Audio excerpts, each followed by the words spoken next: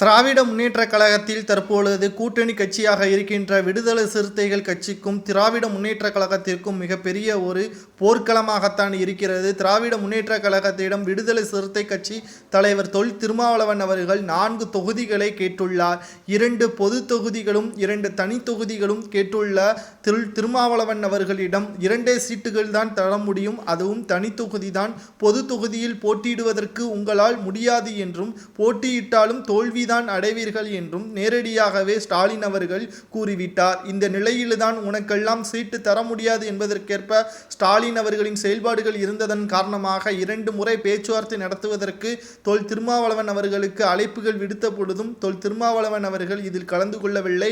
நேற்று இரவு செய்தியாளர்களின் சந்திப்பின் பொழுது தொல் திருமாவளவன் அவர்கள், நாங்கள் திமுகவுடன் தான் கூட்டணியில் இருக்கிறோம், ஆனாலும் தற்பொழுது அதனுள் பல பிரச்சனைகள் இருக்கலாம், ஆனால் தொகுதி பங்கீடு பிரச்சனை நாங்கள் கேட்பதை திராவிட முன்னேற்ற கழகம் தந்துவிட்டால் எந்த ஒரு பிரச்சனையும் கிடையாது என்றும், கூட்டணி தொடரும் என்றும் தொல் திருமாவளவன் அவர்கள் கூறியுள்ளார்.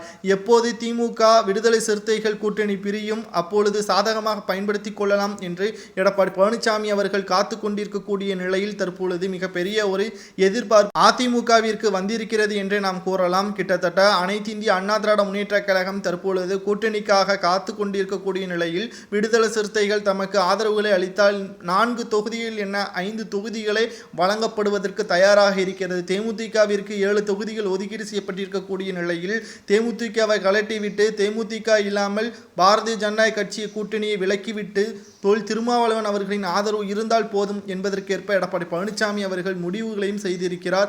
ஆனால் கூட்டணி முடிவுகள் இன்னும் உறுதியாகாத நிலையில் திமுகவிற்கும் அதிமுகவிற்கும் மிகப்பெரிய ஒரு இழுபடிதான் நடந்து கொண்டிருக்கிறது. சிறு கட்சிகளாக இருக்கக்கூடிய தொல் திருமாவளவன் அவர்களுக்கு மிகப்பெரிய ஆதரவுகள் தற்பொழுது இரு பக்கமும் இருப்பதால் சீட்டு தரக்கூடியவர்களுக்கு என்னுடைய ஆதரவுகள் இருக்கும் என்பதற்கேற்பதான் அவரது பேட்டியும் நேற்று அமைந்திருந்தது.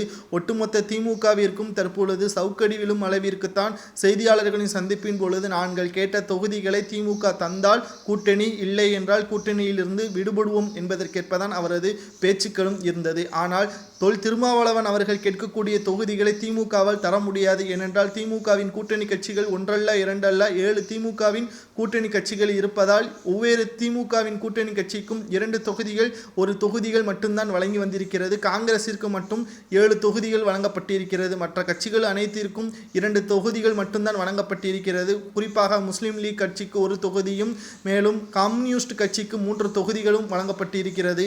ஆனால் தொல் திருமாவளவன் அவர்களின் கட்சியான விடுதலை சிறுத்தைக்கு 2 தொகுதிகள் வழங்கப்படுவது நிச்சயமாக இது ஏமாற்றத்தை தான் தருகிறது என்றும், காங்கிரஸ் தோல்வியடையக்கூடிய நிலையில் இருந்தாலும் அவர்களுக்கு 7 தொகுதிகளா என்ற குழப்பத்தையும் விடுதலை சிறுத்தைகள் உருவாக்கி இருப்பதால் தற்பொழுது கூட்டணி கிடையாது என்பதற்கேற்பதான் செய்திகளும் வெளியாகி கொண்டிருக்கிறது. இதை பற்றி உங்களது கருத்துக்களை கமெண்ட் வாயிலாக கூறுங்கள்.